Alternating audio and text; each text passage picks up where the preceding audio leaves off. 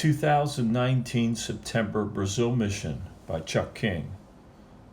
I began the trip flying out of Pittsburgh to Miami with a threat of the hurricane, but we got ahead of it and the flight was quite empty, but I had a great seat with lots of leg room, had the typical snack on the plane.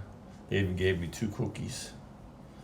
You can see the beautiful view from my window seat, flying down, eventually going straight down the coast. I always see this when I fly down this way. It looks like garbage in the water.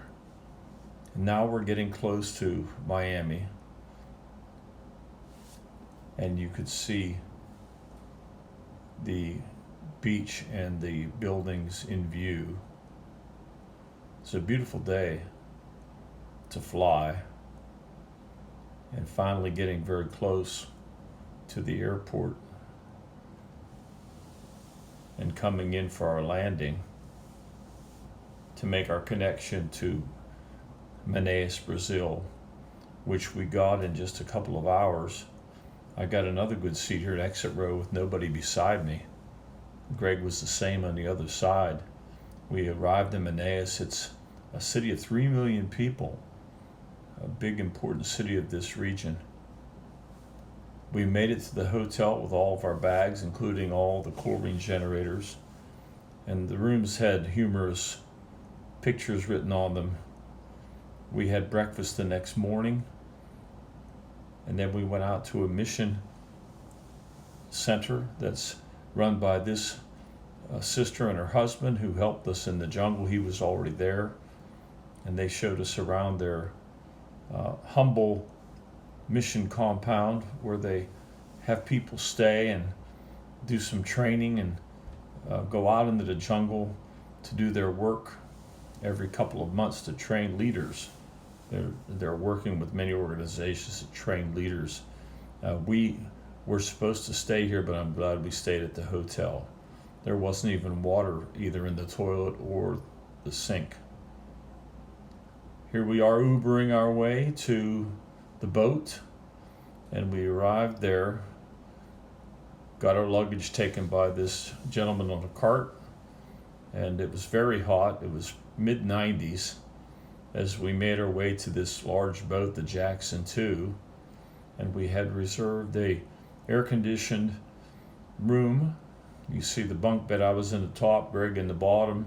Had a decent bathroom and even a shower, which we didn't end up using, flush toilet, and basically all the conveniences. It was so cold in there, Greg had to become El Cocoon to avoid the cool air. We arrived in Manaus and went to our guest house and waited to get in, and finally we got in. We had to buy mattresses. The bed was so hard we paid for soft, spongy mattresses. Here's the sunset. We were right there on the beach of the river, people swimming at night.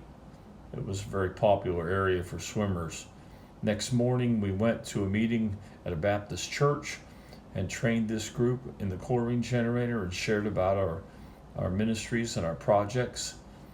And they were very interested, and I believe some of them will start using the equipment to reach their people. Then we went off to another meeting. This is the mayor in the white shirt, and we met with a bunch of pastors in a ministerial meeting. And this mayor is a Christian, very committed to the Lord. This is the boat we took right after the meeting to go to a mission campground about 20 minutes from Manaus. It started to rain and we had to put the tarp down. My wife thought it was like the African Queen, that old movie. That boat was pretty comfortable though. We rode in it several times back and forth. This is our brother pastor who is directing us to the work here in the jungle. He's worked there for many years. Greg getting off or on the boat, and I had an opportunity to preach. There was only a group of 10 there, but they all responded when I preached on I'm not ashamed of the gospel. They want to be disciples who make disciples. That's the house right there is the house we stayed in along the river as we go out again the next day. and Greg preached, and there were about 12 people there who all responded to his message to repent. These received the chlorine generators, and then we went off to fly back. We had an opportunity to fly in this plane free, courtesy of the mayor, the Christian mayor, who really appreciates our work, and he had a relative coming in on that private plane, and he offered us the flight back a day early so we wouldn't have to ride the boat for 20 hours. So we were able to adjust our schedule and go back, and it was just really interesting how it happened. We were like dignitaries, just getting on a plane without any fuss or credentials or questions, and we're flying over this vast Amazon watershed, rivers and flooded areas. It was just, looking out the window, I couldn't believe the vastness of the water. I saw no fires, I saw no smoke in this area, and we came then back to Manaus and landed and spent the last day before we came back and arriving home on Sunday. So we had 140 chlorine generators to reach 420,000 people, and next year we're going to develop our projects.